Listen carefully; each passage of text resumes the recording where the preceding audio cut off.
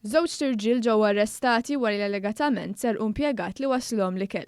Raġel ta' 53 sena residenti Bormla qed jinżamm arrestat b'rabta ma' 3 hold-ups li twettqu fuq persuni li waslu l-ikel f'Ħażabbar fl-Isla u f'San Ġwan.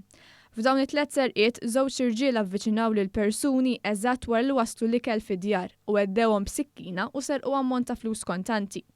Aktar kmieni matul il-ġurnata l-Pulizija arrestat raġel ta' 30 sena minn Bormla li ġie arrestat b'rabta ma' serqa li seħħet it-tlieta fid-9:09 ta' filgħaxija. Mill-investigazzjonijiet tal-Pulizija rriżulta li xħin il-ħaddiem mar bl-ordni li kellu tal-ikel f'residenza privata, il-persuna li fetħitlu qalet li ma kinux ordnaw l-ikel. Għaldaqstant il-vittma għamel kuntatt mal-persuna li għamlet l-ordni li qaltlu biex jiltaqgħu f'parkeġġ fi triq San Pawl. Il-vittma mar fuq il-post u ftit wara avviċinah raġel illi allegatament ħaret sikkina u talbu l-flus li kellu fuqu. Il-ħalli ħarab minn fuq il-post b'ammont ta' flus kontanti. Ir-raġel ta' 30 sena qed jiġi suspettat li wettaq din is-serqa f'Bormla. Il-Pulizija elevat diversi oġġetti li nsterqu fis-serqa tal-lejl bejn it-3 u l-4 u minn tfittxija li saret fid-dar tal-allegat aggressur u anki oġġetti oħra li x'aktar huma wkoll misruqa mill-każijiet l-oħra msemmija. U qed jiġi investigat ukoll mill-Pulizija b'rabta ma' 3 serqiet simili li seħħew ukoll fl-aħħar 5 ijiem fuq persuni li waslu l-ikel f'Ħażabbar fl-Isla u f'San Ġwan.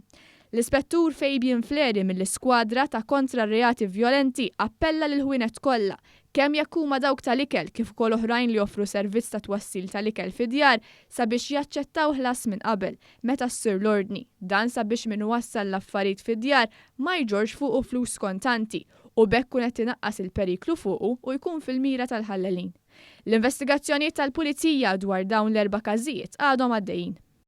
Ryan Refalo ta' 28 sena minn Bormla ingħata l-ħelsi mill-arrest wara li 10 ilu tressaq il-qorti mixli li kkawża ġrieħ ħfief li raġel fuq iċ-ċaws li fħal qormi. Il-Maġistrat Monika Vella laqgħet ittalba l-ħelsi mill-arrest fuq depożitu ta' 5,000 euro u garanzija personali ta' 15,000 euro. Il-qorti ħarġet ordni ta' protezzjoni fil-konfront tal-vittma.